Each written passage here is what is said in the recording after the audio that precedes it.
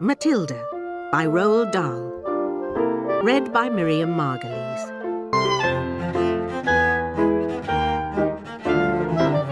It's a funny thing about mothers and fathers. Even when their own child is the most disgusting little blister you could ever imagine, they still think that he or she is wonderful. Some parents go further. They become so blinded by adoration they manage to convince themselves their child has qualities of genius. Well, there's nothing very wrong with all this. It's the way of the world. It's only when the parents begin telling us about the brilliance of their own revolting offspring that we start shouting, "Bring us a basin, we're going to be sick." School teachers suffer a good deal from having to listen to this sort of twaddle from proud parents, but they usually get their own back when the time comes to write the end-of-term reports. If I were a teacher, I would cook up some real scorchers for the children of doting parents. "Your son, Maximilian," I would write, "is a total washout. I hope you have a family business you can push him into when he leaves school, because he sure as heck won't get a job anywhere else."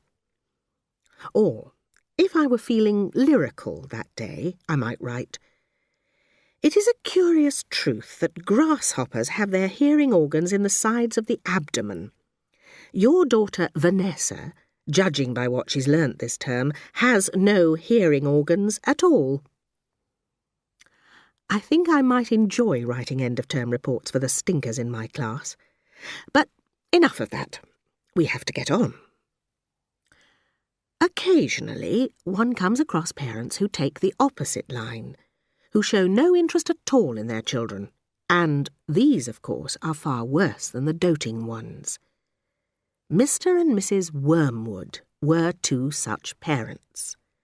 They had a son called Michael and a daughter called Matilda, and the parents looked upon Matilda in particular as nothing more than a scab. A scab is something you have to put up with until the time comes when you can pick it off and flick it away. Mr. and Mrs. Wormwood looked forward enormously to the time when they could pick their little daughter off and flick her away. It's bad enough when parents treat ordinary children as though they were scabs and bunions. But it becomes somehow a lot worse when the child in question is extraordinary. And by that I mean sensitive and brilliant. Matilda was both of these things, but above all, she was brilliant. Her mind was so nimble, and she was so quick to learn, that her ability should have been obvious even to the most half-witted of parents. But Mr. and Mrs. Wormwood were both so gormless and so wrapped up in their own silly little lives that they failed to notice anything unusual about their daughter. Matilda's brother Michael was a perfectly normal boy, but the sister, as I said, was something to make your eyes pop. By the age of 1.5, her speech was perfect, and she knew as many words as most grown-ups. The parents, instead of applauding her, called her a noisy chatterbox, and told her sharply that small girls should be seen and not heard. By the time she was 3, Matilda had taught herself to read by studying newspapers and magazines that lay around the house. At the age of 4, she could read fast and well, and she naturally began hankering after books. The only book in the whole of this enlightened household was something called Easy Cooking, belonging to her mother. And when she'd read this from cover to cover and had learnt all the recipes by heart, she decided she wanted something more interesting. "Daddy," she said, "do you think you could buy me a book?" "A book?" he said. "What do you want a flaming book for?" "To read, Daddy." "What's wrong with a telly, for heaven's sake? We've got a lovely telly with a 12-inch screen, and you now come asking for a book? You're getting spoiled, my girl." Every weekday afternoon, Matilda was left alone in the house. Her brother, 5 years older than her, went to school. Her father went to work, and her mother went out playing bingo in a town 8 miles away. Mrs. Wormwood was hooked on bingo and played it 5 afternoons a week. On the afternoon of the day when her father had refused to buy her a book, Matilda set out all by herself to walk to the public library in the village. When she arrived, she introduced herself to the librarian, Mrs. Phelps. She asked if she might sit a while and read a book. Mrs. Phelps, slightly taken aback at the arrival of such a tiny girl unaccompanied by a parent, nevertheless told her she was very welcome. "Where are the children's books, please?" Matilda asked. "They're over there on those lower shelves. Would you like me to help you find a nice one with lots of pictures in it?" "No, thank you," Matilda said. "I'm sure I can manage." From then on, every afternoon, as soon as her mother had left for bingo, Matilda would toddle down to the library. The walk took only 10 minutes, and this allowed her 2 glorious hours, sitting quietly by herself in a cosy corner, devouring one book after another. When she'd read every single children's book in the place, she started wandering round in search of something else. Mrs. Phelps, who had been watching her with fascination for the past few weeks, now got up from her desk and went over to her. "Can I help you, Matilda?" she asked. "I'm wondering what to read next," Matilda said. "I've finished all the children's books." "You mean you've looked at the pictures?" "Yes, but I've read the books as well." Mrs. Phelps looked down at Matilda from her great height, and Matilda looked right back up at her. "I thought some were very poor," Matilda said, "but others were lovely. I liked The Secret Garden best of all. It was full of mystery." Mrs. Phelps was stunned. "Exactly how old are you, Matilda?" 4 years and 3 months. Mrs. Phelps was more stunned than ever, but she had the sense not to show it. "What sort of a book would you like to read next?" "I would like a really good one that grown-ups read. I don't know any names." Mrs. Phelps looked along the shelves. She didn't quite know what to bring out. "Try this," she said at last. "It's very famous and very good." "Great Expectations by Charles Dickens. I'd love to try it." "I must be mad," Mrs. Phelps told herself, but to Matilda she said, "Of course you may try it." Over the next few afternoons, Mrs. Phelps could hardly take her eyes from the small girl, sitting for hour after hour in the big armchair at the far end of the room, with the book on her lap. And a strange sight it was, this tiny dark-haired person sitting there with her feet nowhere near touching the floor, totally absorbed in the wonderful adventures of Pip and old Miss Havisham and her cobwebbed house, and by the spell of magic that Dickens, the great storyteller, had woven with his words. Mrs. Phelps always felt sad when the time came for her to cross the floor and say, "It's 10 to 5, Matilda." During the first week of Matilda's visits, Mrs. Phelps had said to her, "Does your mother walk you down here every day and then take you home?" "My mother goes to Aylesbury every afternoon to play bingo. She doesn't know I come here." "But that's surely not right. I think you'd better ask her." "I'd rather not. She doesn't encourage reading books, nor does my father. She doesn't really care what I do," Matilda said, a little sadly. Mrs. Phelps was concerned about the child's safety on the walk through the fairly busy village high street and the crossing of the road, but she decided not to interfere. Within a week, Matilda had finished Great Expectations, which in that edition contained 411 pages. "I loved it," she said to Mrs. Phelps. "Has Mr. Dickens written any others?" "A great number," said the astounded Mrs. Phelps.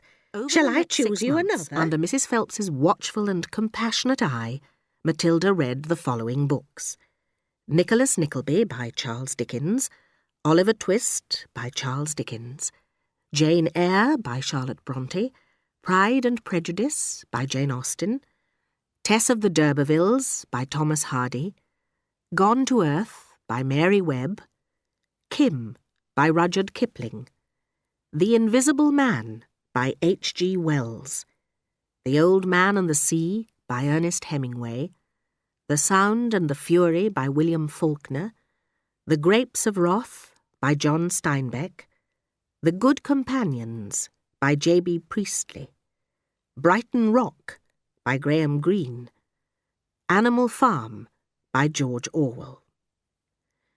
It was a formidable list, and by now Mrs. Phelps was filled with wonder and excitement.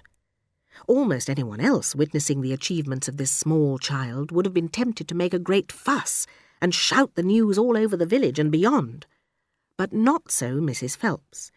She was someone who minded her own business and had long since discovered it was seldom worthwhile to interfere with other people's children. "Mr. Hemingway says a lot of things I don't understand," Matilda said to her, "especially about men and women. But I loved it all the same. The way he tells it, I feel I'm right there on the spot, watching it all happen." "A fine writer will always make you feel that," Mrs. Phelps said. "And don't worry about the bits you can't understand. Sit back and allow the words to wash around you, like music." I will. Did you know that public libraries like this allow you to borrow books and take them home? "I didn't know that," Matilda said. "Could I do it?" Of course. When you have chosen the book you want, bring it to me so I can make a note of it, and it's yours for 2 weeks. You can take more than one if you wish. From then on, Matilda would visit the library only once a week in order to take out new books and return the old ones. Her own small bedroom now became her reading room, and there she would sit and read most afternoons, often with a mug of hot chocolate beside her. The books transported her into new worlds and introduced her to amazing people who lived exciting lives. She travelled all over the world while sitting in her little room in an English village. Matilda's parents owned quite a nice house with 3 bedrooms upstairs, while on the ground floor there was a dining room and a living room and a kitchen. Her father was a dealer in second-hand cars, and it seemed he did pretty well at it. "Sawdust is one of the great secrets of my success, and it costs me nothing. I get it free from the sawmill." "What do you use it for?" Matilda asked him. "Ha! Wouldn't you like to know?" "I don't see how sawdust can help you sell second-hand cars, Daddy." "That's because you're an ignorant little twit," the father said. His speech was never very delicate, but Matilda was used to it. She also knew that he liked to boast, and she would egg him on shamelessly. "You must be very clever to find a use for something that costs nothing. I wish I could do it." "You couldn't. You're too stupid. But I don't mind telling young Mike here about it, seeing he'll be joining me in the business one day." Ignoring Matilda, he turned to his son and said, "I'm always glad to buy a car when some fool has been crashing the gears so badly they're all worn out and rattle like mad. I get it cheap. Then all I do is mix a lot of sawdust with the oil in the gearbox, and it runs as sweet as a nut." "How long will it run like that before it starts rattling again?" Matilda asked him. "Long enough for the buyer to get a good distance away," the father said, grinning. "About 100 miles. "But that's dishonest, Daddy," Matilda said. "No one ever got rich by being honest," the father said. "Customers Mr. are there Wellwood was a to small, be diddled." ratty-looking man whose front teeth stuck out underneath a thin, ratty moustache. He liked to wear jackets with large, brightly coloured checks, and he sported ties that were usually yellow or pale green. "Now, take mileage, for instance. Anyone who's buying a second-hand car, the first thing he wants to know is how many miles it's done, right?" "Right," the son said. "So, I buy an old dump that's got about 150,000 miles on the clock. But no one's going to buy it with a mileage like that, are they? And these days you can't just take the speedometer out and fiddle the numbers back like you used to 10 years ago. So, what do? I use my brains, laddie. That's what I do." "How?" young Michael asked, fascinated. He seemed to have inherited his father's love of crookery. "I sit down and say to myself, how can I convert a mileage reading of 150,000 into only 10,000 without taking the speedometer to pieces? Well, if I were to run the car backwards for long enough, then obviously that would do it. the numbers would click backwards, wouldn't they? But who's going to drive a flaming car in reverse for thousands and thousands of miles? You couldn't do it. So I use my brains, and all of a sudden the answer hits me. I tell you, I felt exactly like that other brilliant fella must have felt when he discovered penicillin. Eureka! I cried. I've got it! What did you do, Dad? The son asked him. The speedometer is run off a cable that is coupled up to one of the front wheels. So, first I disconnect the cable where it joins the front wheel. Next, I get one of those high-speed electric drills and I couple that up to the end of the cable in such a way that when the drill turns, it turns the cable backwards. You following me? Yes, Daddy, young Michael said. These drills run at a tremendous speed, so when I switch on the drill, the mileage numbers on the speedo spin backwards at a fantastic rate. I can knock 50,000 miles off the clock in a few minutes with my high-speed electric drill, and by the time I've finished, the car's only done 10,000 and it's ready for sale. She's almost new, I say to the customer. She's hardly done 10,000. Can you really turn the mileage back with an electric drill? Young Michael asked. I'm telling you trade secrets, so don't you go talking about this to anyone else. I won't tell a soul, the boy said. Do you do this to many cars, Dad? Every single car that comes through my hands gets the treatment. And to think I invented this all by myself. It's made me a mint. Matilda, who had been listening closely, said, But, Daddy, that's even more dishonest than the sawdust. You're cheating people who trust you. If you don't like it, then don't eat the food in this house, the father said. It's bought with the profits. It's dirty money, Matilda said. I hate it. 2 red spots appear on the father's cheeks. Who the heck do you think you are? He shouted. The Archbishop of Canterbury? You're just an ignorant little squirt who hasn't the foggiest idea what you're talking about. Quite right, Harry, the mother said. And to Matilda she said, You've got a nerve talking to your father like that. Now keep your nasty mouth shut so we can all watch this programme in peace. They were in the living room eating their suppers on their knees in front of the telly. The suppers were TV dinners in floppy aluminium containers with separate compartments for the stewed meat, the boiled potatoes and the peas. Mrs. Wormwood sat munching her meal with her eyes glued to the American soap opera on the screen. She was a large woman whose hair was dyed platinum blonde, except where you could see the mousy brown bits growing out from the roots. She wore heavy makeup, and she had one of those unfortunate bulging figures where the flesh appears to be strapped in all around the body to prevent it from falling out. Mummy, Matilda said, would you mind if I ate my supper in the dining room so I could read my book? The father glanced up sharply. I would mind, he snapped. Supper is a family gathering, and no one leaves the table till it's over. But we're not at the table, Matilda said. We never are. We're always eating off our knees and watching the telly.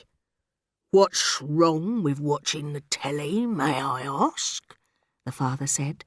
His voice had suddenly become soft and dangerous. Matilda didn't trust herself to answer him, so she kept quiet. She could feel the anger boiling up inside her. She knew it was wrong to hate her parents like this, but she was finding it very hard not to do so. All the reading she had done had given her a view of life that they had never seen.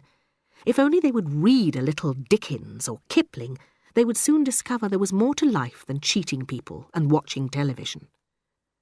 Another thing, she resented being told constantly that she was ignorant and stupid when she knew she wasn't. The anger inside her went on boiling and boiling, and as she lay in bed that night, she made a decision. She decided that every time her father or her mother was beastly to her, she would get her own back in some way or another. A small victory or two would help her to tolerate their idiocies and would stop her from going crazy. You must remember that she was still hardly 5 years old, and it's not easy for somebody as small as that to score points against an all-powerful grown-up. Even so, She was determined to have a go.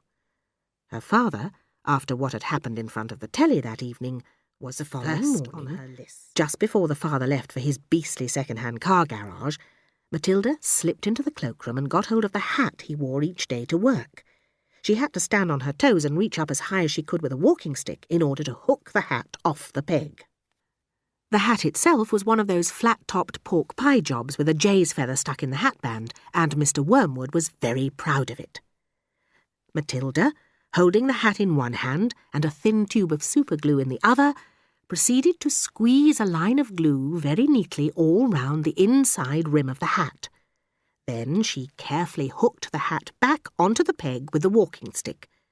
She timed this operation very carefully, applying the glue just as her father was getting up from the breakfast table. Mr. Wormwood didn't notice anything when he put the hat on, but when he arrived at the garage, he couldn't get it off.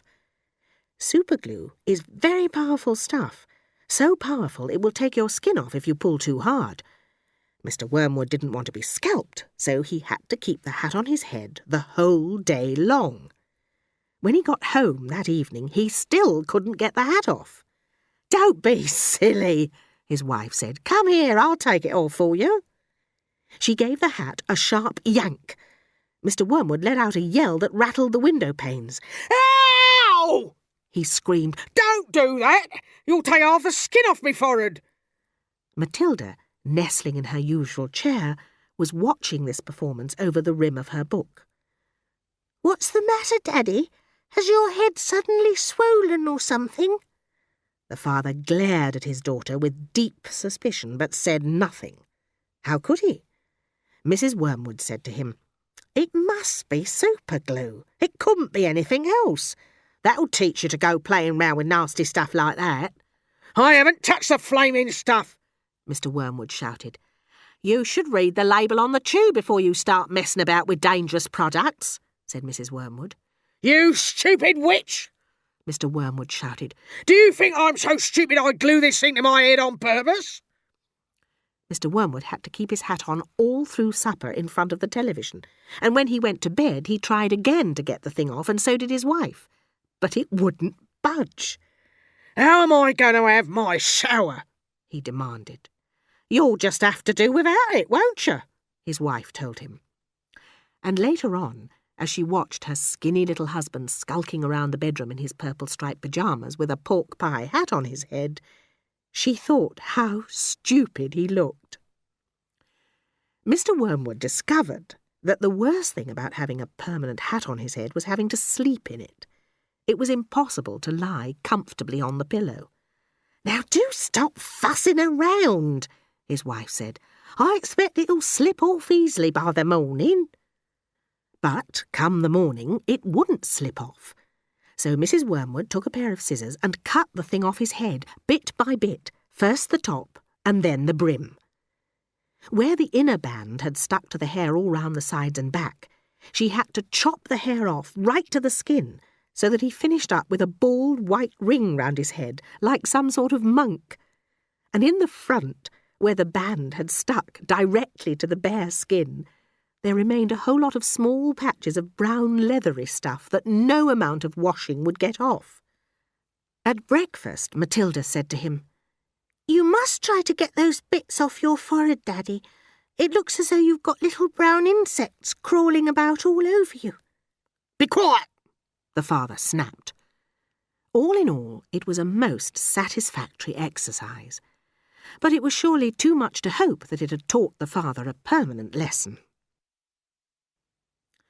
There was comparative calm in the Wormwood household for about a week after the superglue episode. The experience had clearly chastened Mr. Wormwood, and he seemed temporarily to have lost his taste for boasting and bullying. Then, suddenly, he struck again. Mr. Wormwood arrived back from the garage one evening, his face as dark as a thundercloud, and somebody was clearly for the high jump. His wife recognised the signs immediately and made herself scarce. He strode into the living room. Matilda happened to be curled up in an armchair in the corner, totally absorbed in a book. Mr. Wormwood switched on the television. The screen lit up, the programme blared. Mr. Wormwood glared at Matilda. Don't you ever stop reading. Oh, hello, Daddy. Did you have a good day? What is this trash? he said, snatching the book from her hands. It isn't trash, Daddy. It's lovely. It's called The Red Pony. It's by John Steinbeck, an American writer. Why don't you try it? You'll love it. Filth. If it's by an American, it's certain to be filth. No, Daddy, it's beautiful. It's about... I'm fed up with your reading. Why don't you go and find yourself something useful to do?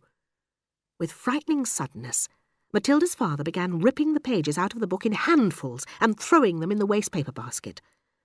Matilda froze in horror. There seemed little doubt that the man felt some kind of jealousy. How dare she, he seemed to be saying with each rip of a page, how dare she enjoy reading books when he couldn't? That's a library book, Matilda cried. It doesn't belong to me. Then you'll have to buy another one, won't you? The father said. You'll have to save your pocket money until there's enough in the kitty to buy a new one, won't you? With that, he dropped the now empty covers of the book into the basket and marched in out of Matilda's the place would have burst into floods of tears. She didn't do this. She sat there very still and white and thoughtful. Matilda's wonderfully subtle mind was already at work devising yet another suitable punishment for the poisonous parent. The plan that was now beginning to hatch in her mind depended, however, upon whether or not Fred's parrot was really as good a talker as Fred made out. Fred was a friend of Matilda's. He was a small boy of 6 who lived just around the corner, and for days he'd been going on about this green talking parrot his father had given him. So the following afternoon, as soon as Mrs. Wormwood had departed in her car for another session of bingo, Matilda set out for Fred's house to investigate. She knocked on his door and asked if he would be kind enough to show her the famous bird. Fred was delighted and led her up to his bedroom where a truly magnificent blue and yellow parrot sat in a tall cage. There it is, Fred said. Its name is Chopper.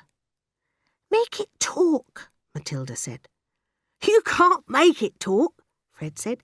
It'll talk when it feels like it. They hung around, waiting. Suddenly the parrot said, Hello? Hello? Hello?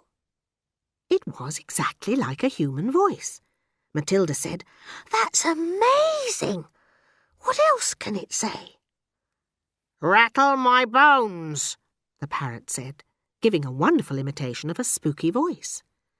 He's always saying that, Fred told her. What else can he say? That's about it, but it is pretty marvellous, don't you think? It's fabulous. Will you lend him to me just for one night? No, certainly not. I'll give you all my next week's pocket money. That was different. Fred thought about it for a few seconds. All right, then, if you promise to return him tomorrow. Matilda staggered back to her own empty house, carrying the tall cage in both hands. There was a large fireplace in the dining room, and she now set about wedging the cage up the chimney and out of sight. Hello, hello, hello, the bird called down to her. Shut up, you nut, Matilda said, and she went out to wash the soot off her hands. That evening, while the mother, the father, the brother and Matilda were having supper as usual in the living room in front of the television, a voice came loud and clear from the dining room across the hall. Hello, hello, hello, it said. Harry, cried the mother, turning white. I heard a voice. So did I, the brother said. Matilda jumped up and switched off the telly. Shh, she said. Listen. They all stopped eating and sat there very tense, listening. Hello, hello, hello, came the voice again. It's burglars, hissed the mother. They're in the dining room. Go and catch them, Harry. The father didn't move. Why don't we all go and look together? He said. Come on in, the brother said. Come on, Mum. They're definitely in the dining room, Matilda whispered. I'm sure they are. The mother grabbed a poker from the fireplace. The father took a golf club that was standing in the corner. The brother seized a table lamp, ripping the plug out of its socket. Matilda took the knife she'd been eating with, and all four of them crept towards the dining room door, the father keeping well behind the others. Hello? Hello? Hello? Came the voice again. Come on, Matilda cried, and she burst into the room, brandishing her knife. Stick 'em up, she yelled. We've caught you! The others followed her, waving their weapons. Then they stopped. They stared around the room. There was no one there. There's no one here, the father said, greatly relieved. I heard him, Harry, the mother shrieked. I'm certain I heard him, Matilda cried. He's in here somewhere. She began searching behind the sofa. Then came the voice once again, soft and spooky this time. Rattle my bones! Rattle my bones! They all jumped, including Matilda, who was a pretty good actress. They stared round the room. It's a ghost, Matilda said. Heaven help us, cried the mother. I know it's a ghost, Matilda said. I've heard it here before. This room is haunted. I thought you knew that. Save us! The mother screamed, almost throttling her husband. I'm getting out of here, the father said. They all fled, slamming the door behind them. The next afternoon, Matilda managed to get a rather sooty and grumpy parrot down from the chimney and out of the house. Matilda longed for her parents to be good and loving and understanding and honourable and intelligent. The fact that they were none of these things was something she had to put up with. It was not easy to do. But the new game she had invented of punishing one or both of them each time they were beastly to her made her life more or less bearable. Being very small and very young, the only power Matilda had over anyone in her family was brain power. For sheer cleverness she could run rings round them all. But the fact remained that any 5-year-old girl in any family was always obliged to do as she was told, however asinine the orders might be. The parrot in the chimney affair quite definitely cooled both parents down a lot, and for over a week they were comparatively civil to their small daughter. But alas, this couldn't last. The next flare-up came one evening in the sitting-room. Mr. Wormwood had just returned from work. Matilda and her brother were sitting quietly on the sofa waiting for their mother to bring in the TV dinners on a tray. The television had not yet been switched on. In came Mr. Wormwood. He sat down in an armchair and rubbed his hands together and addressed his son in a loud voice. Well, my boy, your father's had a most successful day. He is a lot richer tonight than he was this morning. He has sold no less than 5 cars, each one at a tidy profit. He fished a bit of paper from his pocket and studied it. Listen, boy, he said, addressing the son and ignoring Matilda. Seeing as you'll be going into this business with me one day, you've got to know how to add up the profits you make at the end of each day. Go and get yourself a pad and pencil, and let's see how clever you are. The son obediently left the room and returned with the writing materials. Write down these figures.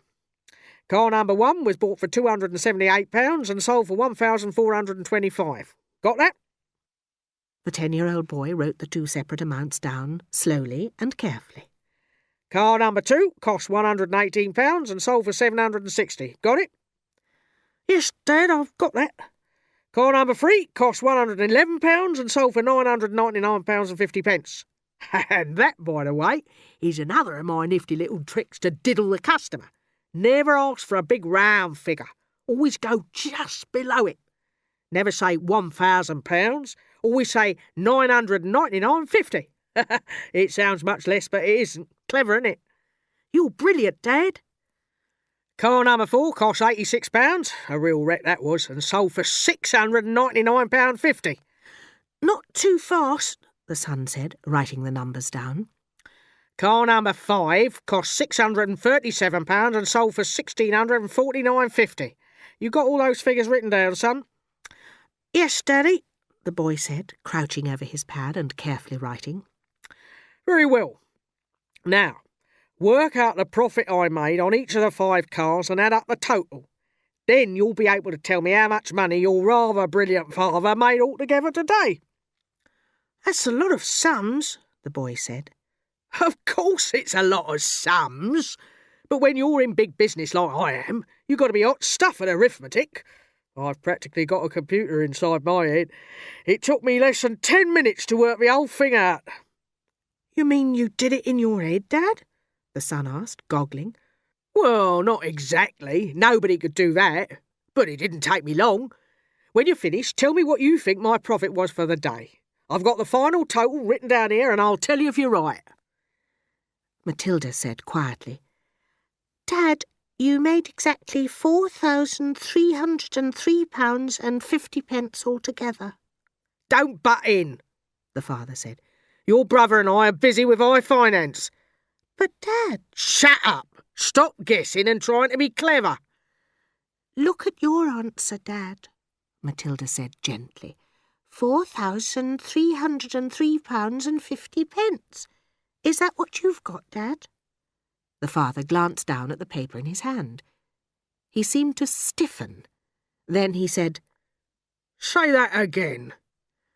£4,303.50.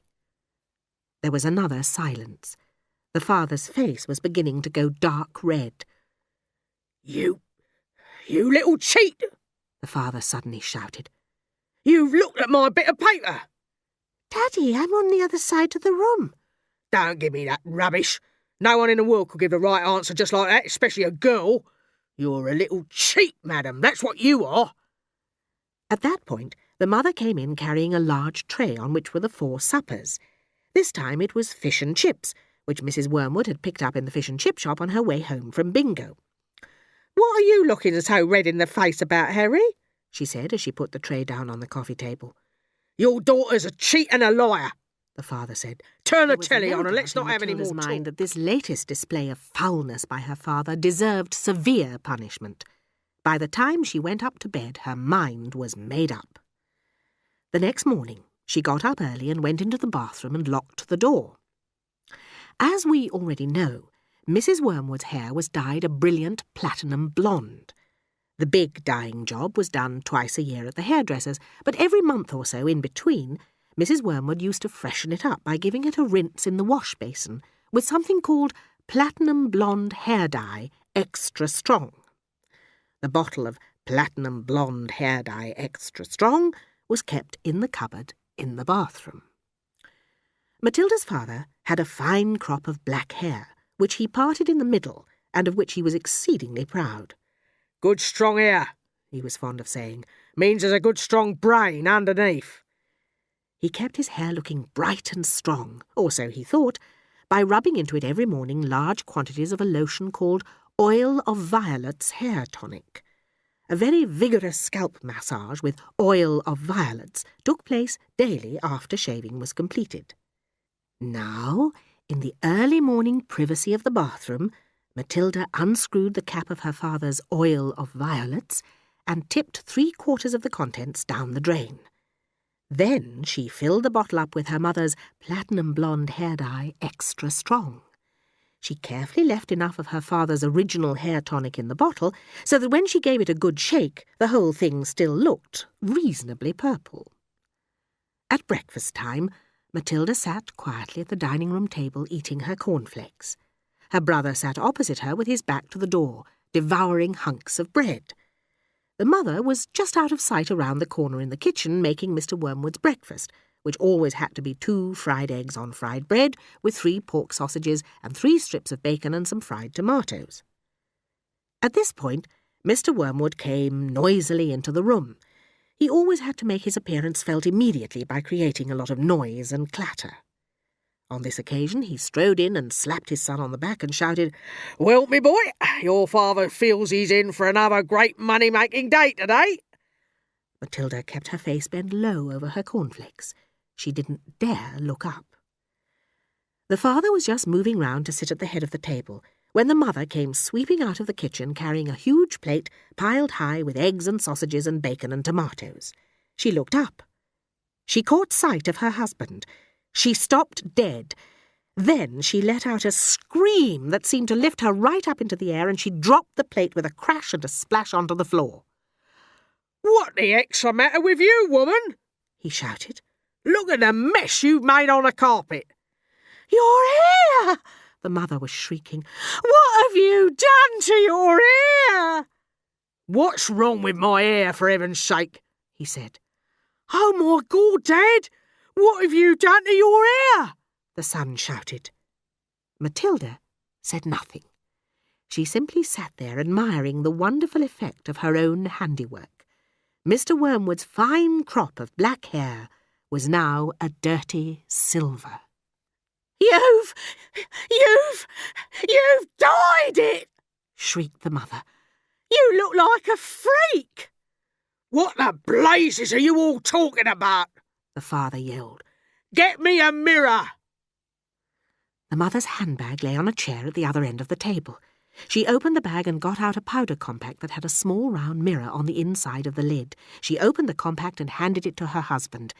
He grabbed it and held it before his face, and in doing so spilled most of the powder all over the front of his fancy tweed jacket. "Be careful!" shrieked the mother. "Now look what you've done!" "Oh, my God!" yelled the father, staring into the little mirror. "How could it have happened?" "I imagine, Daddy," Matilda said quietly, "that you weren't looking very hard and you simply took Mummy's bottle of hair stuff off the shelf instead of your own." "Of course that's what happened," the mother cried. "Well, really, Harry, how stupid can you get? Why didn't you read the label before you started splashing the stuff all over you?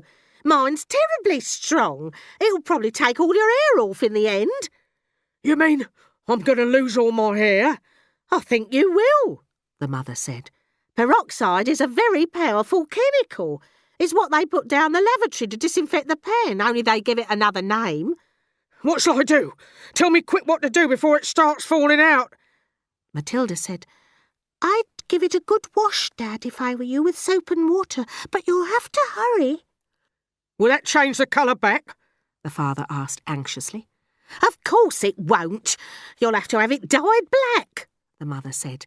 "But wash it first, or there won't be any there to dye." "Right," the father shouted, springing into action. "Get me an appointment with your hairdresser this instant for a hair dyeing job. Tell them it's an emergency." With that, the man dashed out of the room, and Mrs. Wormwood, sighing deeply, went to the telephone to call the beauty parlour. Matilda was a little late in starting school. Most children begin primary school at 5 or even just before, but Matilda's parents, who weren't very concerned one way or the other about their daughter's education, had forgotten to make the proper arrangements in advance. She was 5 and a half when she entered school for the first time. The village school for younger children was a bleak brick building called Cruncham Hall Primary School. It had about 250 pupils aged from 5 to just under 12 years old. The head teacher, the boss, the supreme commander of this establishment was a formidable middle-aged lady whose name was Miss Trunchbull. Naturally, Matilda was put in the bottom class, where there were 18 other small boys and girls about the same age as her. Their teacher was called Miss Honey, and she could not have been more than 23 or 24. She had a lovely pale oval Madonna face with blue eyes, and her hair was light brown. Her body was so slim and fragile, one got the feeling that if she fell over she would smash into 1,000 pieces, like a porcelain figure. Miss Jennifer Honey was a mild and quiet person who never raised her voice and was seldom seen to smile. But there is no doubt she possessed that rare gift for being adored by every small child under her care. She seemed to understand totally the bewilderment and fear that so often overwhelms young children, who for the first time in their lives are herded into a classroom and told to obey orders. Miss Trunchbull, the headmistress, was something else altogether. She was a gigantic holy terror, a fierce tyrannical monster who frightened the life out of the pupils and teachers alike. When she marched, Miss Trunchbull never walked, she always marched like a stormtrooper with long strides and arms a-swinging. When she marched along a corridor, you could actually hear her snorting as she went, and if a group of children happened to be in her path, she ploughed right on through them like a tank. Thank goodness we don't meet many people like her in this world. Let us leave her for the moment and go back to Matilda and her first day in Miss Honey's class.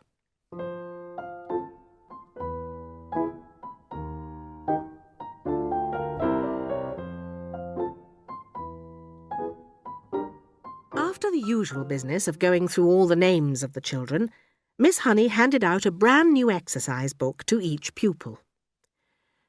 "You have all brought your own pencils, I hope," she said. "Yes, Miss Honey," they chanted. "Good. Now, this is the very first day of school for each one of you. It is the beginning of at least 11 long years of schooling that all of you are going to have to go through.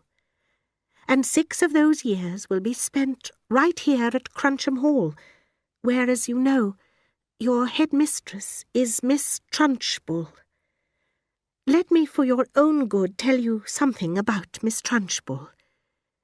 She insists upon strict discipline throughout the school, and if you take my advice, you will do your very best to behave yourselves in her presence.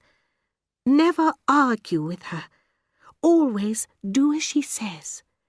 If you get on the wrong side of Miss Trunchbull, she can liquidize you, like a carrot in a kitchen blender. It's nothing to laugh about, Lavender. Take that grin off your face.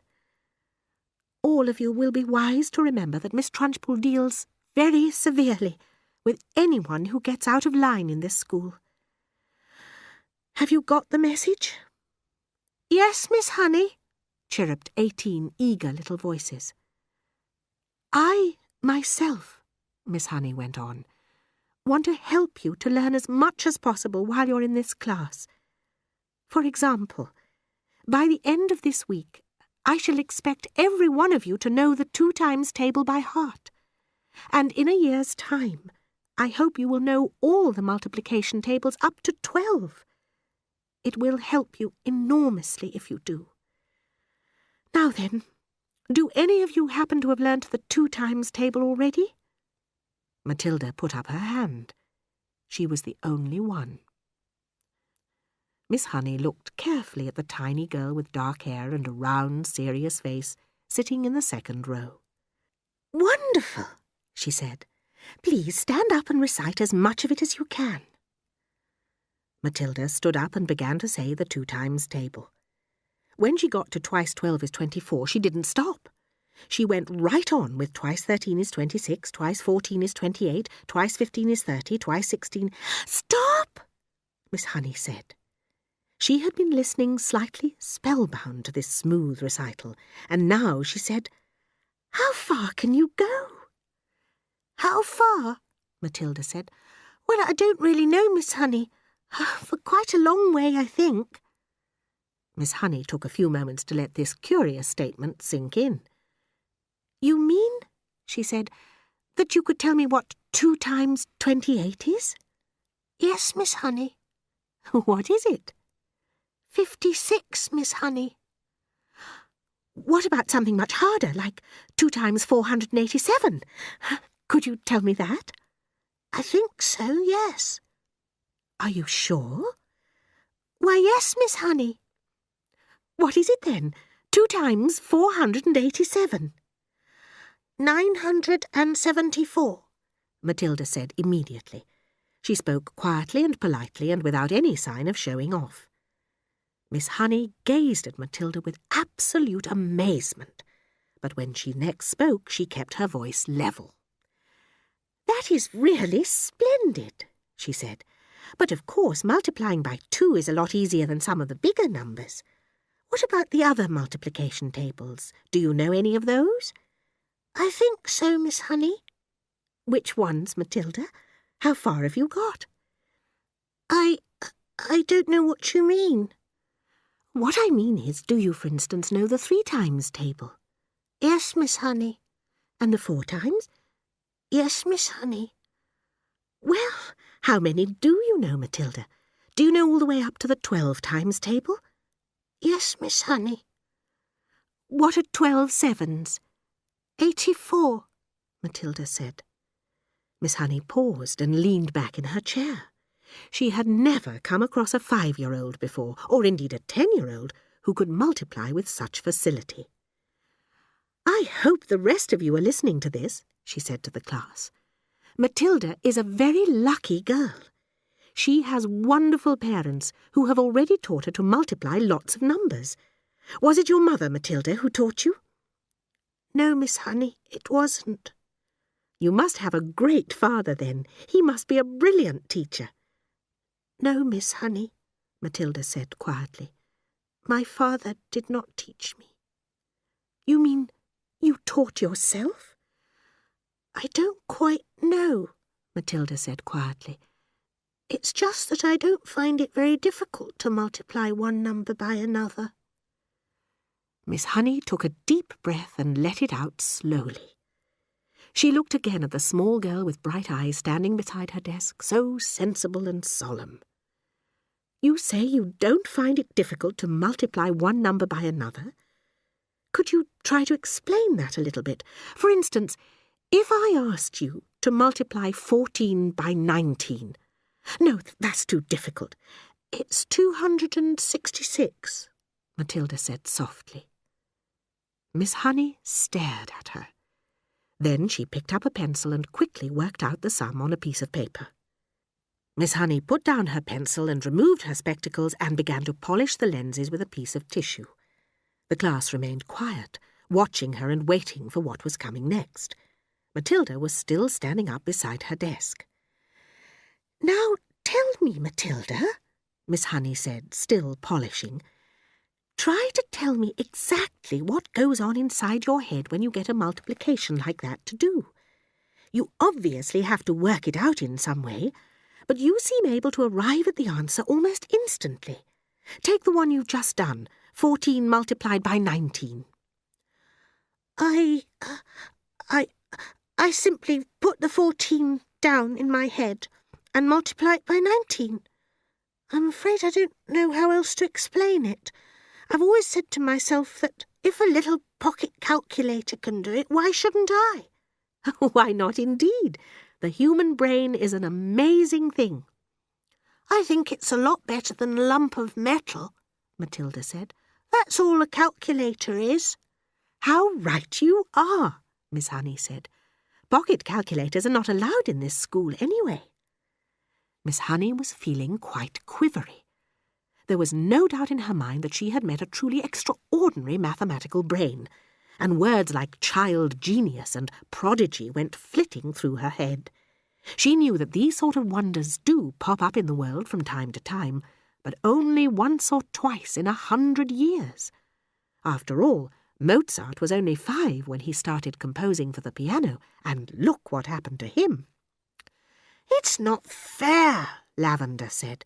How can she do it and we can't? Don't worry, Lavender. You'll soon catch up, Miss Honey said. Miss Honey could not resist the temptation of exploring still further the mind of this astonishing child. She knew that she ought to be paying some attention to the rest of the class, but she was altogether too excited to let the matter rest. Well, she said, pretending to address the whole class, let us leave sums for the moment and see if any of you have begun to learn to spell. Hands up anyone who can spell cat. 3 hands went up. They belonged to Lavender, a small boy called Nigel, and to Matilda. Spell cat, Nigel. Nigel spelled it. Miss Honey now decided to ask a question that normally she would not have dreamed of asking the class on its first day. I wonder, she said, whether any of you 3 who know how to spell cat have learned how to read a whole group of words when they're strung together in a sentence. I have, Nigel said. So have I, Lavender said. Miss Honey went to the blackboard and wrote with her white chalk the sentence, I have already begun to learn how to read long sentences. She had purposely made it difficult, and she knew that there were precious few 5-year-olds around who would be able to manage it. Can you tell me what that says, Nigel? That's too hard. Lavender? The first word is I. Can any of you read the whole sentence? Miss Honey asked, waiting for the yes that she felt certain was going to come from Matilda. Yes, Matilda said. Go ahead, Miss Honey said.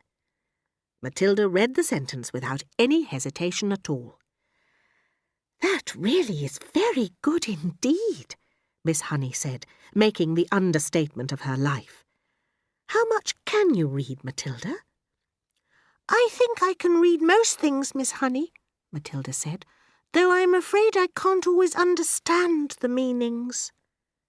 Miss Honey got to her feet and walked smartly out of the room, but was back in 30 seconds carrying a thick book. She opened it at random and placed it on Matilda's desk. "This is a book of humorous poetry," she said. "See if you can read that one aloud." Smoothly and without a pause and at a nice speed, Matilda began to read.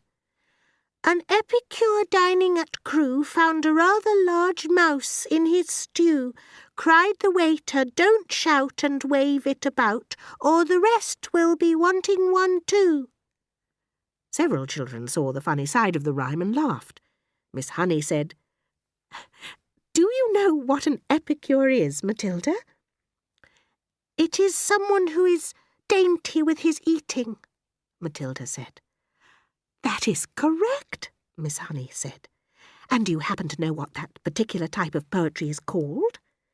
"It's called a limerick," Matilda said. "That's a lovely one. It's so funny." "It's a famous one," Miss Honey said, picking up the book and returning to her table in front of the class. "A witty limerick is very hard to write," she added. "They look easy, but they most certainly are not." "I know," Matilda said. "I've tried quite a few times, but mine are never any good." "You have you?" Miss Honey said, more startled than ever. "Well, Matilda, I would very much like to hear one of these limericks you say you've written. Could you try to remember one for us?" "Well," Matilda said, hesitating, "I've actually been trying to make up one about you, Miss Honey, while we've been sitting here." "About me?" Miss Honey cried. "Well, we've certainly got to hear that one, haven't we?" "I don't think I want to say it, Miss Honey." "Please tell it," Miss Honey said. "I promise I won't mind." I think you will, Miss Honey, because I have to use your first name to make things rhyme, and that's why I don't want to say it." "How do you know my first name?" Miss Honey asked. "I heard another teacher calling you it just before we came in. She called you Jenny." "I insist upon hearing this limerick," Miss Honey said, smiling one of her rare smiles. "Stand up and recite it." Reluctantly, Matilda stood up, and very slowly, very nervously, she recited her limerick. "The thing we all ask about Jenny is, surely there cannot be many young girls in the place with so lovely a face. The answer to that is, not any." The whole of Miss Honey's pale and pleasant face blushed a brilliant scarlet. Then once again she smiled. "Why, thank you, Matilda. Although it is not true, it is really a very good limerick." From the third row of desks, Lavender said, "It's good. I like it." "It's true as well," a small boy called Rupert said. "Of course it's true," Nigel said. Already the whole class had begun to warm towards Miss Honey, although as yet she had hardly taken any notice of any of them, except Matilda. "Who taught you to read, Matilda?" Miss Honey asked. "I just sort of taught myself, Miss Honey." "And have you read any books all by yourself? Any children's books, I mean?"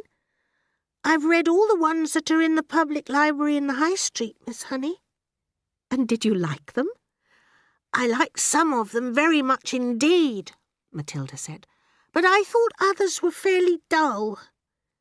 "Tell me one that you liked." "I liked The Lion, the Witch and the Wardrobe. I think Mr. C.S. Lewis is a very good writer, but he has one failing. There are no funny bits in his books." "Oh, you're right there," Miss Honey said. "There aren't many funny bits in Mr. Tolkien either," Matilda said. "Do you think that all children's books ought to have funny bits in them?" Miss Honey asked. "I do," Matilda said. "Children are not so serious as grown-ups, and they love to laugh." Miss Honey was astounded by the wisdom of this tiny girl. And what are you going to do now that you've read all the children's books? I'm reading other books, Matilda said. I borrow them from the library. What other books? Miss Honey murmured. I'm very fond of Charles Dickens. He makes me laugh a lot, especially Mr. Pickwick.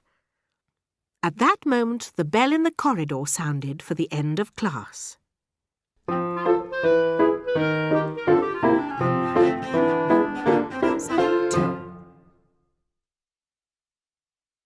In the interval, Miss Honey left the classroom and headed straight for the headmistress's study. She felt wildly excited. She had just met a small girl who possessed, or so it seemed to her, quite extraordinary qualities of brilliance. It would be ridiculous to leave a child like that stuck in the bottom form. Normally Miss Honey was terrified of the headmistress and kept well away from her, but at this moment she felt ready to take on anybody. She knocked on the door of the dreaded private study. "Enter!" boomed the deep and dangerous voice of Miss Trunchbull. Miss Honey went in. Now, most head teachers are chosen because they possess a number of fine qualities. They understand children and they have the children's best interests at heart. They're sympathetic, they are fair, and they are deeply interested in education. Miss Trunchbull possessed none of these qualities, and how she ever got her present job was a mystery. She was, above all, a most formidable female. She had once been a famous athlete, and even now the muscles were still clearly in evidence. Her face, I'm afraid, was neither a thing of beauty nor a joy forever. She had an obstinate chin, a cruel mouth, and small, arrogant eyes. And as for her clothes, they were, to say the least, extremely odd. She always had on a brown cotton smock, which was pinched in around the waist with a wide leather belt. The belt was fastened in front with an enormous silver buckle. The massive thighs, which emerged from out of the smock, were encased in a pair of extraordinary breeches, bottle green in colour and made of coarse twill. These breeches reached to just below the knees, and from there on down she sported green stockings with turn-up tops, which displayed her calf muscles to perfection. On her feet she wore flat-heeled brown brogues with leather flaps.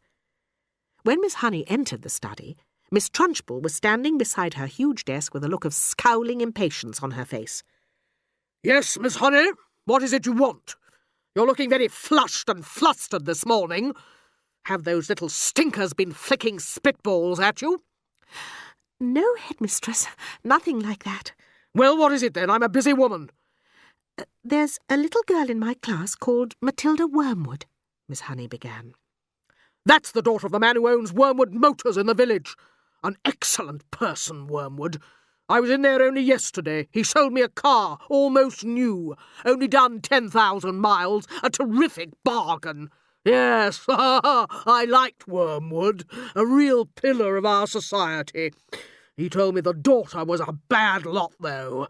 Her father says she's a real wart." "Oh, no, headmistress, that can't be right." "Oh, yes, Miss Honey, it darn well is right.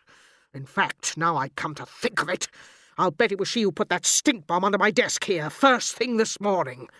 I have discovered, Miss Honey, during my long career as a teacher, that a bad girl is a far more dangerous creature than a bad boy. Nasty, dirty things little girls are. Glad I never was one." "She's completely off her rocker," Miss Honey told herself. "I must tell you, headmistress, that you are completely mistaken about Matilda putting a stink bomb under your desk." "I am never mistaken, Miss Honey." "But, headmistress, the child only arrived in school this morning and came straight to the classroom." "Don't argue with me, for heaven's sake, woman. Now, what is it you want?" "I came to talk to you about Matilda, headmistress. Matilda is a genius." At the mention of this word, Miss Trunchbull's face turned purple and her whole body seemed to swell up like a bullfrog's. "A genius?" she shouted. "What piffle is this you are talking, madam? I have her father's word for it that the child is a gangster." "Her father is wrong, headmistress." Don't be a twerp, Miss Honey. You've met the little beast for only half an hour and her father has known her all her life. But Miss Honey was determined to have her say, and she now began to describe some of the amazing things Matilda had done with arithmetic. So she's learned a few tables by heart, has she? Miss Trunchbull barked. My dear woman, that doesn't make her a genius. It makes her a parrot. But, Headmistress, she can read. So can I, Miss Trunchbull snapped. It is my opinion that Matilda should be taken out of my form and placed immediately in the top form with the 11-year-olds. Huh? So you can't handle her, and you want to unload her onto the wretched Miss Plimsoll in the top form, where she will cause even more chaos.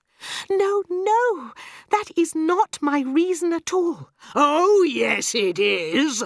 I can see right through your little plot, madam, and my answer is no. But, Headmistress, please. Not another word, shouted Miss Trunchbull. And in any case, I have a rule in this school that all children remain in their own age groups regardless of ability. Miss Honey stood there, helpless. Very well, then. It's up to you, Headmistress. You're darn right it's up to me, Miss Trunchbull bellowed. Miss Honey turned and walked out of the study, feeling depressed, but by no means defeated. I am going to do something about this child, she told herself. When Miss Honey emerged from the headmistress's study, most of the children were outside in the playground. Her first move was to go round to the various teachers who taught the senior class and borrow from them a number of textbooks, books on algebra, geometry, French, English literature, and the like. Then she sought out Matilda and called her into the classroom. There is no point, she said, in you sitting in class doing nothing while I'm teaching the rest of the form the 2 times table and how to spell cat and rat and mouse. So, during each lesson, I shall give you one of these textbooks to study. At the end of the lesson, you can come up to me with your questions, if you have any, and I shall try to help you. How does that sound? Thank you, Miss Honey, that sounds fine. I'm sure that we'll be able to get you moved into a much higher form later on, but for the moment the headmistress wishes you to stay where you are. Very well, Miss Honey. Thank you so much for getting those books for me. What a nice child she is, Miss Honey. When the class reassembled, Matilda went to her desk and began to study a textbook on geometry which Miss Honey had given her. The teacher kept half an eye on her all the time, and noticed that the child very soon became deeply absorbed in the book. She never glanced up once during the entire lesson. Miss Honey, meanwhile, was making another decision. She was deciding that she would go herself and have a secret talk with Matilda's mother and father as soon as possible. She started wondering whether permission might not be sought from the parents for her to give private tuition to Matilda after school. And suddenly she decided that she would go and call on Mr. and Mrs. Wormwood that very evening. She would go fairly late, between 9 and 10 o'clock, when Matilda was sure to be in bed. And that is precisely what she did. Having got the address from the school records, Miss Honey set out to walk from her own home to the Wormwoods' house shortly after 9. She found the house in a pleasant street where each smallish building was separated from its neighbours by a bit of garden.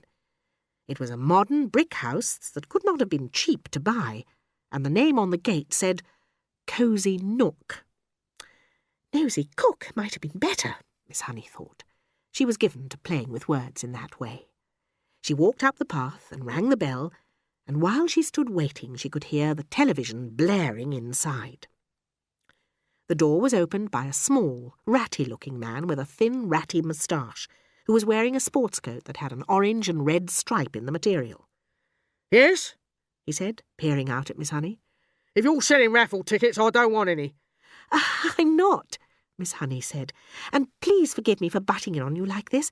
I am Matilda's teacher at school, and it is important I have a word with you and your wife. Oh, got into trouble already, has she? Well, she's your responsibility from now on. You'll have to deal with her. She's in no trouble at all. I've come with good news about her. Quite startling news, Mr. Wormwood. Do you think I might come in for a few minutes and talk to you about Matilda? We're right in the middle of watching one of our favourite programmes that is most inconvenient. Why don't you come back some other time?" Miss Honey began to lose patience. "Mr. Wormwood, if you think some rotten TV programme is more important than your daughter's future, then you ought not to be a parent. Why don't you switch the darn thing off and listen to me?" That shook Mr. Wormwood. He wasn't used to being spoken to in this way. "Oh, very well then," he snapped. "Come on in, let's get it over with." Miss Honey stepped briskly inside. "Who is it?" Mrs. Wormwood said, not looking round. "Some school teacher," Mr. Wormwood said. "She says she's got to talk to us about Matilda." He crossed to the TV set and turned down the sound, but left the picture on the screen. "Don't do that, Harry!" Mrs. Wormwood cried out. "Willard is just about to propose to Angelica." "You can still watch it while we're talking," Mr. Wormwood said. "This is Matilda's teacher. She says she's got some sort of news to give us." "My name is Jennifer Honey. How do you do, Mrs. Wormwood?"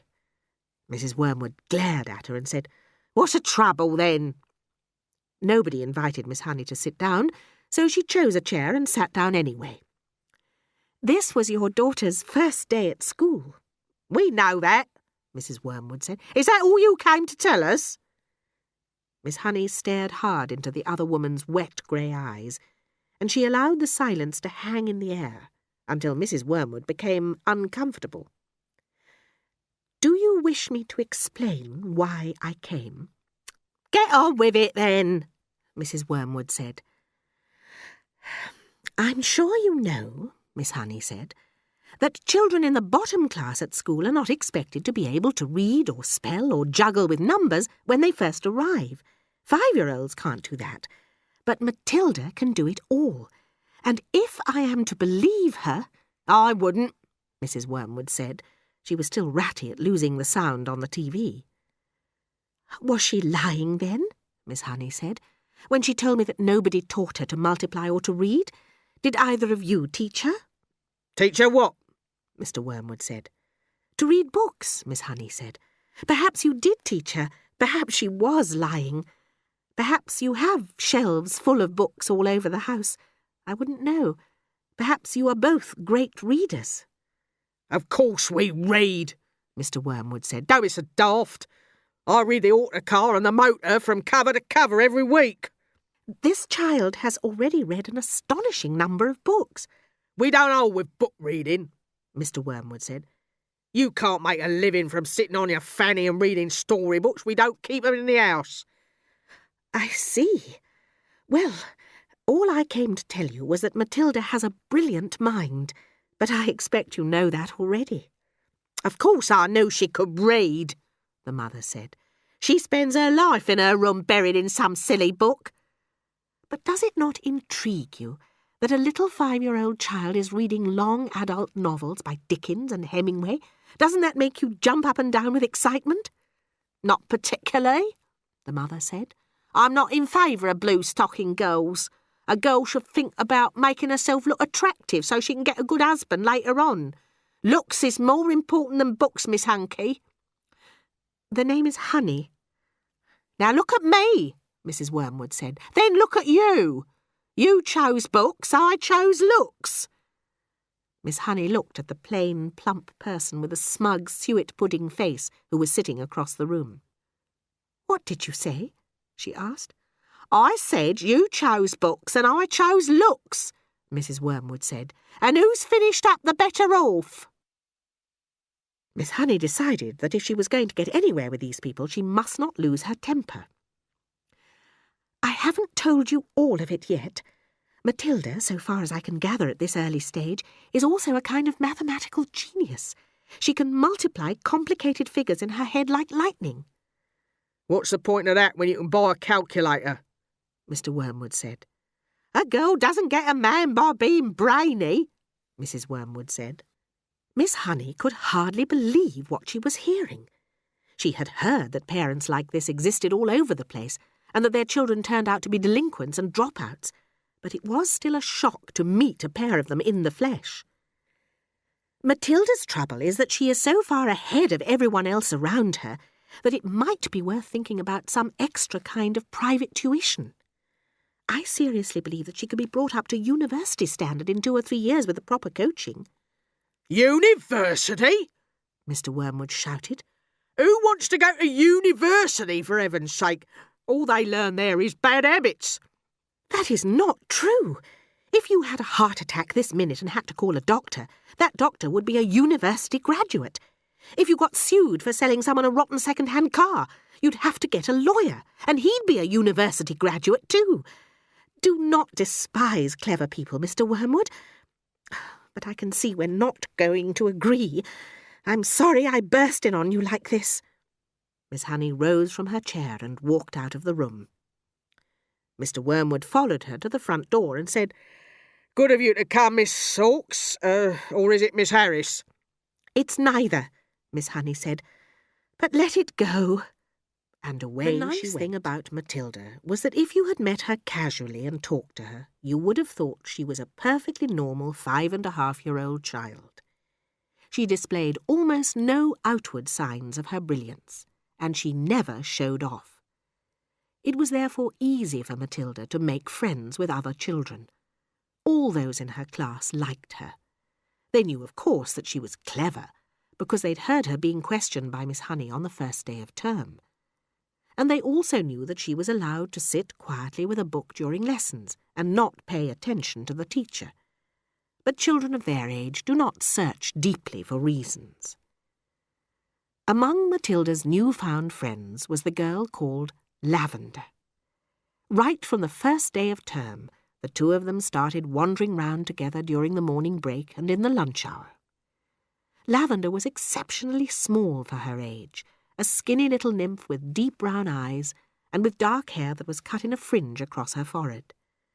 Matilda liked her because she was gutsy and adventurous. She liked Matilda for exactly the same reasons. Before the first week of term was up, awesome tales about the headmistress, Miss Trunchbull, began to filter through to the newcomers. Matilda and Lavender, standing in a corner of the playground during morning break on the third day, were approached by a rugged 10-year-old with a boil on her nose called Hortensia. New scum, I suppose, Hortensia said to them, looking down from her great height. Welcome to Borstal. The two tiny ones, confronted by this giant, kept a watchful silence. Have you met the Trunchbull yet? Hortensia asked. We've seen her at prayers, Lavender said. You've got a treat coming to you. She hates very small children. If you survive your first year, you may just manage to live through the rest of your time here. But many don't survive. They get carried out on stretchers, screaming. Hortensia paused to observe the effect these remarks were having on the two titchy ones. Not very much. They seemed pretty cool. So the large one decided to regale them with further information. I suppose you know the Trunchbull has a lock-up cupboard in her private quarters called the Chokey. Have you heard about the Chokey? Matilda and Lavender shook their heads and continued to gaze up at the giant. The Chokey, Hortensia went on, is a very tall but very narrow cupboard. The floor is only 10 inches square, so you can't sit down or squat in it. You have to stand, and 3 of the walls are made of cement with bits of broken glass sticking out all over, so you can't lean against them. You have to stand more or less at attention all the time when you get locked up in there. It's terrible. Can't you lean against the door? Matilda asked. Don't be daft. The door's got thousands of sharp, spiky nails sticking out of it. They've been hammered through from the outside, probably by the Trunchbull herself. Have you ever been in there? Lavender asked. My first term I was in there 6 times, Hortensia said. Twice for the whole day and the other time for 2 hours each. Why were you put in? Matilda asked. What had you done? The first time, Hortensia said, I poured half a tin of golden syrup onto the seat of the chair the Trunchbull was going to sit on at prayers. It was wonderful. When she lowered herself into the chair, there was a loud squelching noise, similar to that made by a hippopotamus when lowering its foot into the mud on the banks of the Limpopo River. But you're too small and stupid to have read the Just So stories, aren't you? I've read them, Matilda said. You're a liar, Hortensia said amiably. You can't even read yet. But no matter. So, when the Trunchbull sat down on the golden syrup, the squelch was beautiful. And when she jumped up again, the chair sort of stuck to the feet of those awful green breeches she wears. You should have heard her bellow. But how did she know it was you? Lavender asked. A little squirt called Ollie Bogwhistle sneaked on me.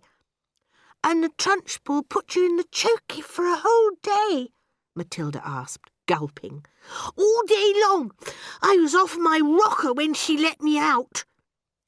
What were the other things you did to get put in the chokey? Lavender asked. Oh, I can't remember them all now, Hortensia said. She spoke with the air of an old warrior. It's all so long ago, she added, stuffing more crisps into her Lavender were enthralled. It was quite clear to them that they were at this moment standing in the presence of a master. Here was somebody who had brought the art of skullduggery to the highest point of perfection. Somebody, moreover, who was willing to risk life and limb in pursuit of her calling. They gazed in wonder at this goddess. It's like a war, Matilda said, overawed.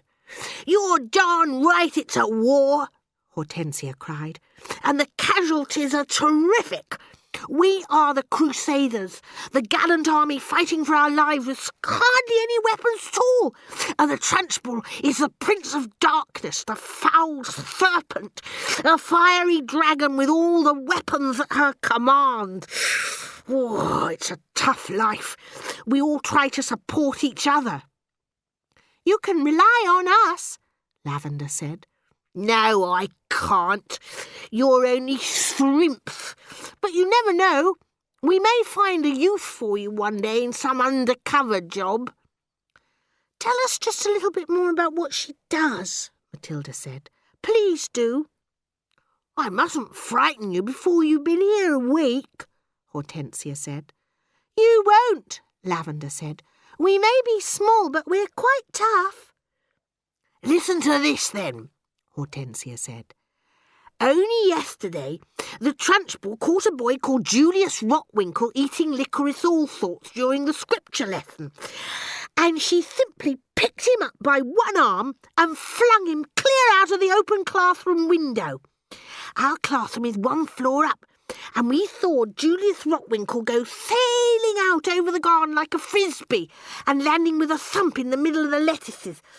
You got to remember that the Trunchbull once threw the hammer for Britain in the Olympics, so she's very proud of her right arm. What's throwing the hammer? Lavender asked.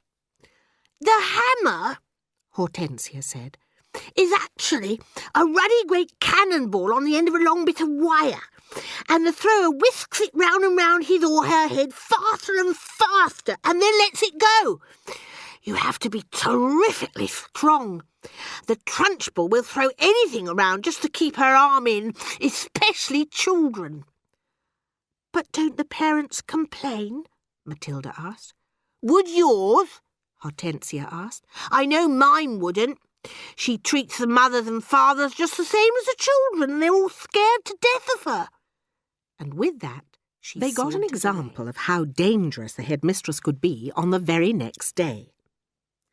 During lunch, an announcement was made that the whole school should go into the assembly hall and be seated as soon as the meal was over.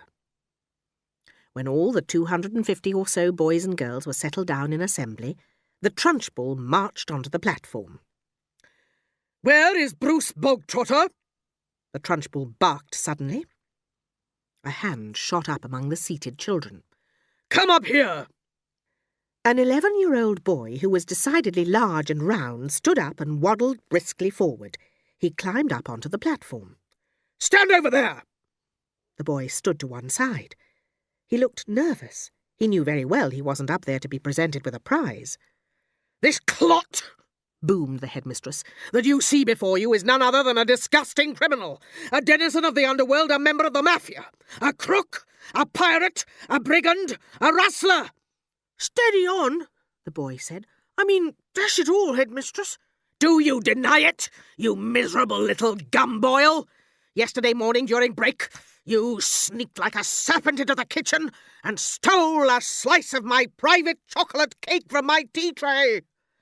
"I never did," the boy exclaimed. "Don't lie to me, bog-trotter. The cook saw you." When she spoke again, her voice was suddenly softer, quieter, more friendly, and she leaned towards the boy, smiling. "You like my special chocolate cake, don't you, bog-trotter?" "Very good." "You're right. It is very good. Therefore, I think you should congratulate the cook. Cook! Come here, cook!" The cook, a tall, shriveled female who looked as though all of her body juices had been dried out of her long ago in a hot oven, walked onto the platform. Her entrance had clearly been arranged beforehand by the headmistress. "Now then, bog-trotter, tell cook what you think of her chocolate cake." "Very good," the boy mumbled. "There you are, cook. Do you have any more of your cake you could give him?" "I do indeed," the cook said. She seemed to have learnt her lines by heart. "Then go and get it, and bring a knife to cut it with." The cook disappeared.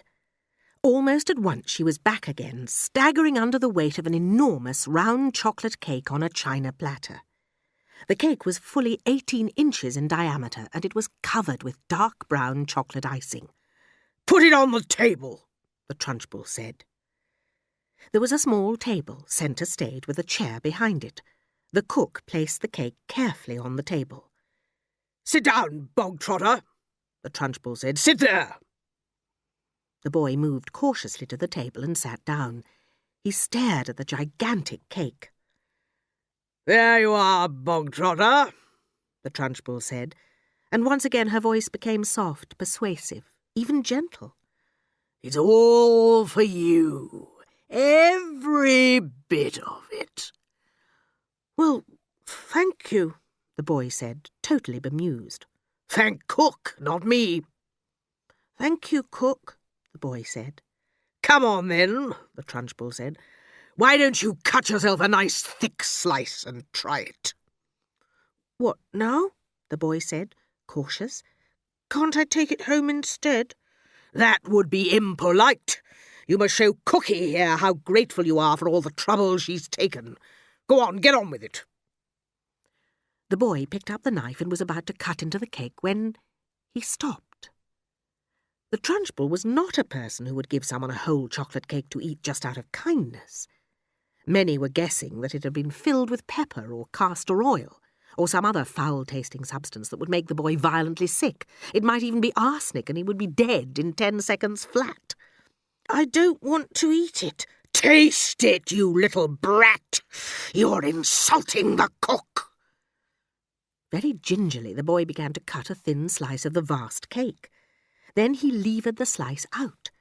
Then he put down the knife and took the sticky thing in his fingers and started very slowly to eat it. "It's good, isn't it?" the Trunchbull asked. "Have another." That's enough, thank you." "I said have another," the Trunchbull said, and now there was an altogether sharper edge to her voice. "Eat another slice." "I don't want another slice." Suddenly the Trunchbull exploded. "Eat!" she shouted, banging her thigh with the riding crop. "If I tell you to eat, you will eat. You wanted cake, you stole cake, and now you've got cake. What's more, you're going to eat it. You do not leave this platform, and nobody leaves this hall until you have eaten the entire cake that is sitting there in front of you. Eat, eat, eat!" Very slowly the boy cut himself another slice and began to eat. Matilda was fascinated. Do you think he can do it? She whispered to Lavender. No, Lavender whispered back. It's impossible. The boy kept going. When he'd finished the second slice, he looked at the Trunchbull, hesitating. Eat! Greedy little thieves who like to eat cake must have cake. Eat faster, boy. Next time you stop before it's all finished, you'll go straight into the chokey. The boy cut a third slice and started to eat it. He finished this one quicker than the other two, and when that was done, he immediately picked up the knife and cut the next slice. In some peculiar way, he seemed to be getting into his stride. When Bruce Bogtrotter had eaten his way through half of the entire enormous cake, he paused for just a couple of seconds and took several deep breaths. The Trunchbull stood with hands on hips, glaring at him. Get on with it! Suddenly the boy let out a gigantic belch, which rolled around the assembly hall like thunder. Many of the audience began to giggle. Silence! Shouted the Trunchbull. The boy cut himself another thick slice and started eating it fast. There were still no signs of flagging or giving up. And now a subtle change was coming over the 250 watching children in the audience. They had prepared themselves for an unpleasant scene, but Bruce Bogtrotter was 3/4 of the way through and still going strong. The audience watched intently. They were thoroughly caught up in the contest. I think he's going to make it, Matilda whispered. The Trunchbull's turning redder and redder. She's going to kill him if he wins. The boy was slowing down now, there was no doubt about that, but he kept pushing the stuff into his mouth. As the very last mouthful disappeared, a tremendous cheer rose up from the audience, and the children were leaping onto their chairs and yelling and clapping and shouting, "Well done, Brucey! Good for you, Brucey!" The Trunchbull stood motionless on the platform. Suddenly she lunged forward and grabbed the large empty china platter on which the cake had rested. She raised it high in the air and brought it down with a crash right on top of the wretched Bruce Bogtrotter's head, and pieces flew all over the platform. But the boy was by now so full of cake, he was like a sack full of wet cement, and you couldn't have hurt him with a sledgehammer. Go to blazes! Screamed the Trunchbull, and she marched off the platform, followed closely by the cook. In the middle of the first week of Matilda's first term, Miss Honey said to the class, "I have some important news for you, so listen carefully. You too, Matilda." Small, eager faces looked up and listened. "It is the headmistress's custom," Miss Honey went on, "to take over the class for one period each week. She does this with every class in the school, and each class has a fixed day and a fixed time. Ours is always 2:00 on Thursday afternoons, immediately after lunch. So tomorrow at 2:00, Miss Trunchbull will be taking over from me for one lesson. I shall be here as well, of course, but only as a silent witness. Is that understood?" Yes, Miss Honey. A word of warning to you all. The headmistress is very strict about everything. Make sure your clothes are clean, your faces are clean, and your hands are clean. Speak only when spoken to. When she asks you a question, stand up at once before you answer it. Never try to be funny. If you do, you will make her angry, and when the headmistress gets angry, you had better watch out. I am quite sure that she will be testing you on what you're meant to have learnt this week, which is your 2 times table. So I strongly advise you to swat it up when you get home tonight. What else will she test us on? Someone asked. Spelling. Try to remember everything you have learned these last few days. And one more thing. A jug of water and a glass must always be on the table here when the headmistress comes in. Now, who will be responsible for seeing that it's there? I will, Lavender said at once. Very well, Lavender. It will be your job to go to the kitchen and get the jug and fill it with water. I won't forget, Lavender said. Already Lavender's scheming mind was going over the possibilities that this water jug job had opened up for her. She longed to do something truly heroic. On the way home from school that afternoon, Lavender began to mull over the various possibilities, and when at last the germ of a brilliant idea hit her, she began to expand on it and lay her plans.